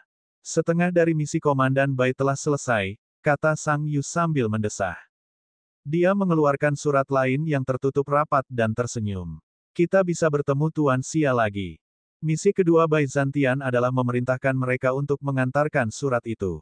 Tuanku, mengapa kita perlu mengirim seluruh pasukan kita untuk mengantarkan surat? Seorang prajurit menatap surat itu dengan ekspresi bingung. Byzantian sebenarnya telah mengerahkan seluruh pasukan Sang Yu dari pengawal pribadinya hanya untuk mengantarkan surat ini. Aneh sekali. Mungkin karena wilayah awan tengah berbahaya, dan mereka khawatir tidak dapat menyelesaikannya sendiri. Sang Yu menebak. Baiklah, ayo kita bertemu dengan saudara-saudara kita di luar kota dan pergi mencari Tuan Xia. Setelah rombongan itu pergi, Yan Qing datang ke ruang tamu rumah besar itu. Pangeran Liang, penguasa istana Feng, penguasa istana Wen, dan beberapa ahli lain yang baru direkrut sedang mengobrol menyenangkan di ruang tamu. Pangeran Liang sangat bijaksana. Pasukan musuh di launan telah mundur karena kekuatan kita. Penguasa istana Feng sangat gembira. Semua ini berkat ketegasan Pangeran Liang. Dengan kekuatan 3 pasukan dan tekad untuk bertarung, kami berhasil memukul mundur 3 juta singa launan. Kepala istana Wen menangkupkan tinjunya dan memuji. Penguasa istana Feng setuju, iya. Tidak disangka masih ada prajurit yang begitu sombong dan menuduh Pangeran Liang atas rencananya yang jauh jangkauannya. Sungguh lelucon. Di dalam kereta emas, ekspresi Pangeran Liang tenang, tetapi kata-katanya dipenuhi dengan kebanggaan. Apakah menurutmu aku, Wang Qi, akan berdebat dengan seorang prajurit kecil? Dia menghela napas dan ingin mengumumkan berita menggembirakan ini kepada dunia. Ia ingin agar orang-orang yang meragukan kemampuannya dan menyebutnya bodoh membuka mata mereka dan melihat betapa bijak dan berkuasanya dia, Pangeran Liang saat ini. Tanpa keputusannya, Byzantian yang sudah dihormati oleh para tentara bayaran itu, akan merugikan negara dan rakyat. Dia sangat gembira karena berhasil bertahan terhadap tekanan dunia dan mencopot Byzantian dari jabatannya meskipun ada penolakan dari massa. Ia bahkan lebih bersyukur karena dirinya tidak goyah karena omelan orang-orang bodoh di dunia. Sekarang, fakta-fakta keras telah membuktikan betapa bijaksananya keputusannya. Kepala istana dari istana militer, kepala istana dari istana 6 penggemar, apakah wajah kalian sakit? Saat itu, mereka berdua secara terbuka menuduhnya sebagai raja yang tidak memenuhi syarat. Sekarang, wajah mereka pasti kesakitan. Pada saat ini, Yan Qing datang untuk melapor, Pangeran Liang, Byzantian punya surat untukmu.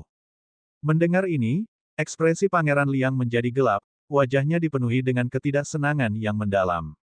Namun setelah dipikir-pikir lagi, dia pun terkekeh. Semua orang, percaya atau tidak, Byzantian pasti menyebarkan rumor yang mengkhawatirkan tentang betapa berbahayanya perbatasan selatan, dan bagaimana dia ingin aku mengembalikan jabatannya sebagai komandan secepat mungkin. Para master istana tertawa tetapi tidak mengatakan apapun. Kemungkinan besar itu benar. Ini adalah trik lama Byzantian. Bacalah, kata Pangeran Liang.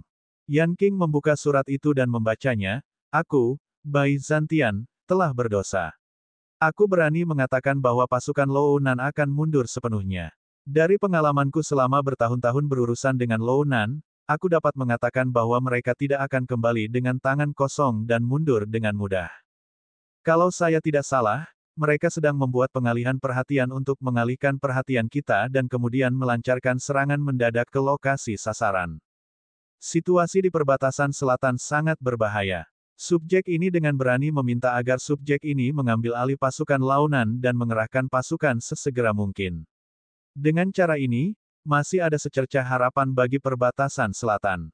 Ketika Pangeran Liang mendengar ini, dia terkekeh dingin, dengar.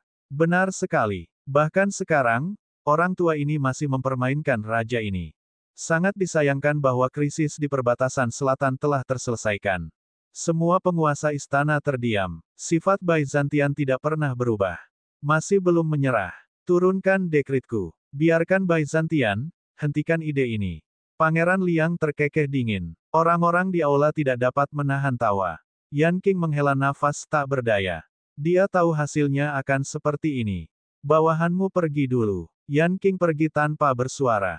Namun, pada saat ini, suara yang sangat cemas terdengar dari luar, laporkan. Surat mendesak dari perbatasan selatan.